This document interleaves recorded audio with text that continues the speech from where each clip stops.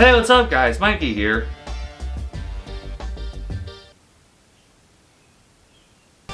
Why? Why?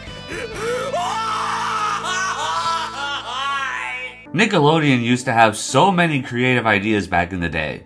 Now, while they have put out some original ideas, they're pushing for laziness more and more. Reboots and revivals aplenty, and even some SpongeBob spin-offs, all of which nobody asked for! I know video game reboots, remakes, and revivals are pumped out all the time, but if you know video games throughout history, remakes of older games can be 100% warranted. Movies and TV shows, not so much. Some of them can have classic nostalgic feels with timeless morals, and that's why they're so beloved. That's especially the case with the first 11 Pixar movies.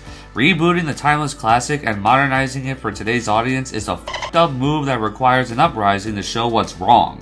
Lots of classic Nickelodeon properties have been rebooted in some way, shape, or form, and the quality of them have always varied, with mostly mixed feelings being the most prominent ones. The Four Horsemen of Dan Schneider sitcoms are a big part of the good years of Nickelodeon. As of 2025, 2 of them have been rebooted somehow. iCarly got a 3-season revival that, at times, feels like it's trying to cater more towards today's anti-culture rather than fans who grew up with the original series, and Zoey 101 got Zoey 102, a sequel movie that really feels like it goes against what the original series and title character were all about. And now we're at a 50-50 average of which shows got brought back and which haven't. And at this point, one could argue that these 2 are the better shows since they haven't been brought back in the current decade outside of their representations on streaming platforms. And now, that number increases by -1 because Victorious is now being brought back in the form of a spin-off. A few years ago, I have talked about why I think rebooting Victorious is a dog water idea, and the biggest reason is because of how a big part of the original series was the fact that it took place at a performing arts high school. That was the third biggest gimmick. The first biggest being that it starred Victoria Justice, whose popularity was taking off like crazy at the time, and the second biggest is that it was being created by the same creator as iCarly, Drake and Josh, and Zoey 101. And since the main cast members were teenagers when they started filming, no doubt it would feel wrong to have them be students at the school again, especially since the original show ended over 10 years prior. However, back in February 2025, there was an announcement that Victorious was being brought back, but it's not actually in the form of a reboot like lots of people were predicting. It's actually in the form of a spin-off. And you expect me to believe that? So while it's technically not a reboot like I was predicting and it's a spin-off, my predictions are only half true. Now I know what you're thinking, but Mikey, Victorious already had a spin-off before. Why are you getting upset now? And you're right.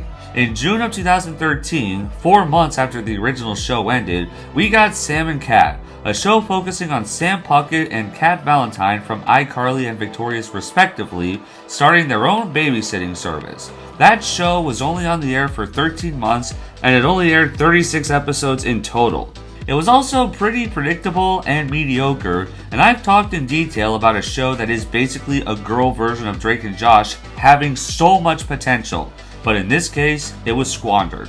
But as any Nickelodeon fan would tell you, Nickelodeon has not done well with spin-offs. Not just with Sam and Cat, but Planet Sheen was pretty rough, and Camp Coral and the Patrick Star Show are absolute rottingly brain dead. And with how predictable Sam and Cat was, I don't have a lot of high hopes for this spin-off, so I'm just going to go over what we know so far and make a few predictions that will likely be very dated soon, but I don't care, it's Nickelodeon we're talking about, I'm still mad they're doing this.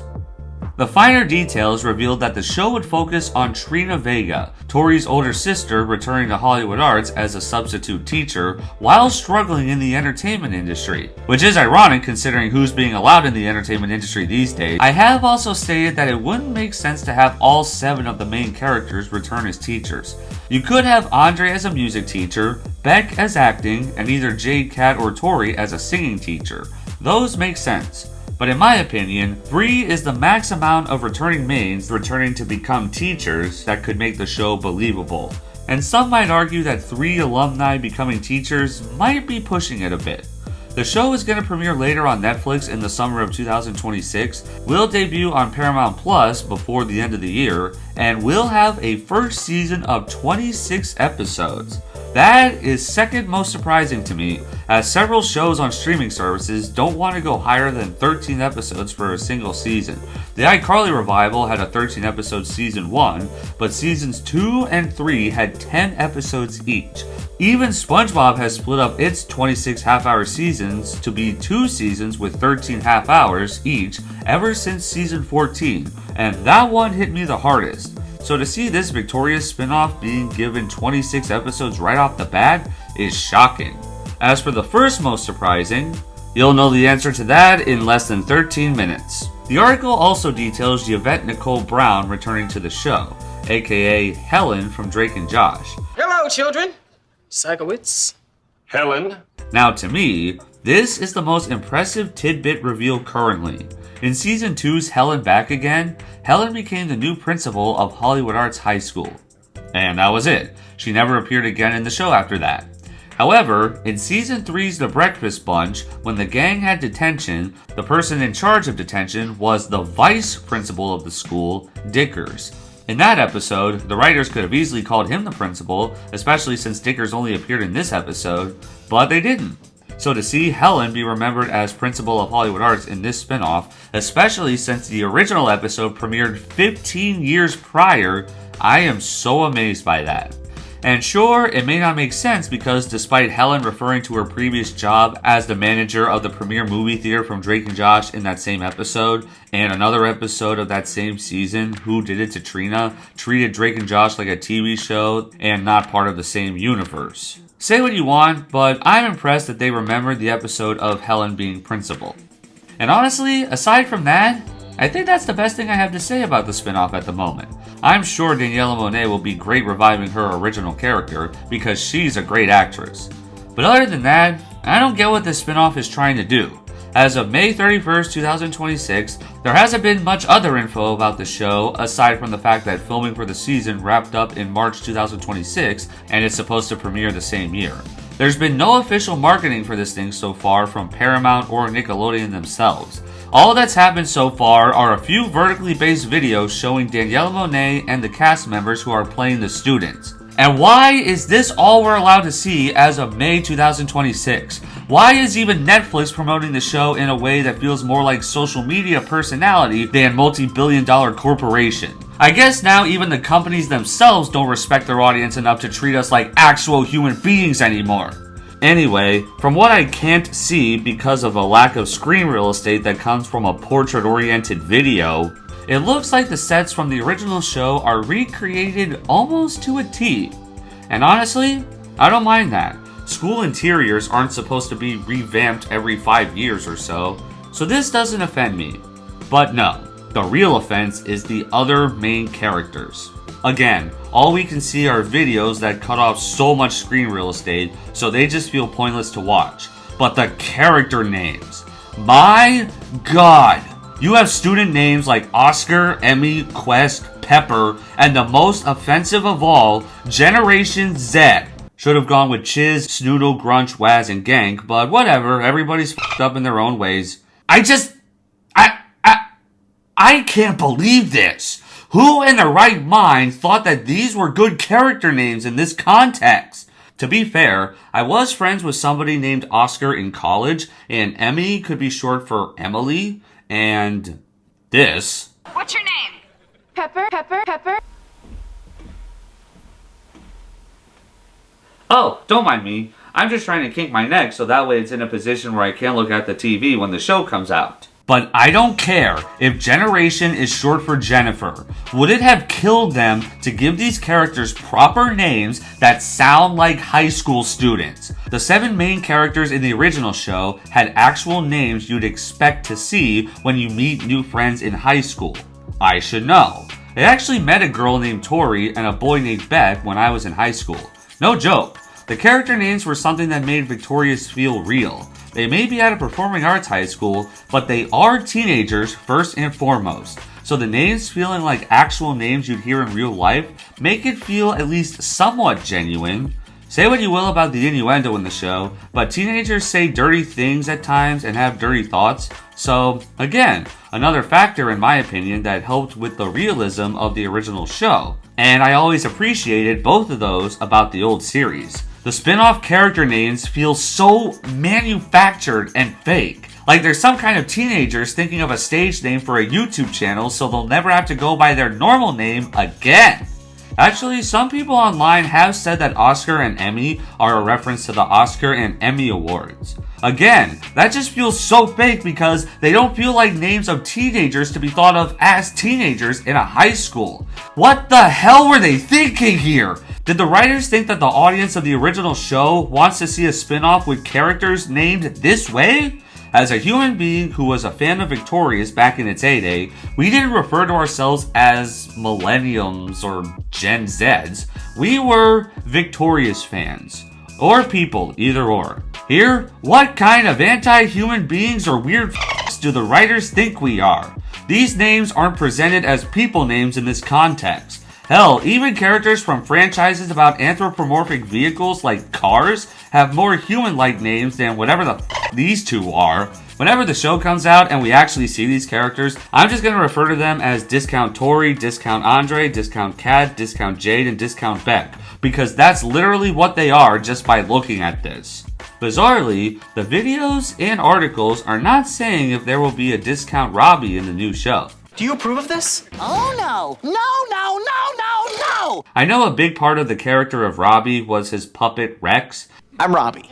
I'm Rex. But those who were paying attention when watching the old show noticed that during the last 15 episodes or so, Robbie was bringing Rex around with him less and less, showing some subtle character growth. So even if there's no Rex involved, the new show would still feel wrong without a Discount Robbie, in my opinion. And sure, maybe a Discount Trina too, but we already have the real Trina, so I guess it could go either way. And while the names are the most offensive part about the spin-off, there is something else that I have noticed about it, and that is a lack of a true identity.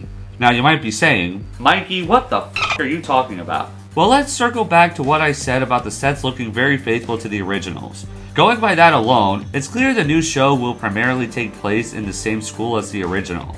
Which is good, since the school was the biggest part of the original series identity. But it's classified as a Victorious spin-off, i.e. a series separate from the original that still takes place in the same universe. Instead of that, it feels more like a reboot than a spin-off. But we also only have one of the original 7 main characters returning for the new series, so it's hard to think of it as a full reboot as well. Even the iCarly revival had 3 of the original 5 main characters return. That's 60% of the old cast returning compared to the 14.3% at this time. And sure, several of the original cast members have stated they would be willing to return for this, but nothing has been confirmed yet. I also refer to the iCarly 2021 show as a revival rather than a reboot, since it picks up right where the old show left off, 8.5 years later. 7 years later if we count the finale of Sam and Cat. So with this show clearly taking place at the same location as the original, but only features one of the original 7 main characters, is it a reboot or a spin-off? This might be a me thing, but this feels like the show doesn't have an identity of what it's supposed to be, going off of what we know so far. But to be fair, either way, it is a distant, unnecessary continuation of something that was good, so I guess it shouldn't matter too much. And that looks like all we know about so far. Not as much as I thought, but to be fair, the names are all I really need to know that this isn't going to have the same aura the original Victorious show had. And knowing how I feel about the other spin-offs Nickelodeon has done, I want to go over some things that this one can do to make it more tolerable, at least to me. I do hope the continuity of the original show will still be intact, regardless of how many main or side characters they bring back. But who knows, since they remembered Helen was the principal, I may not have too much to worry about in the lore department.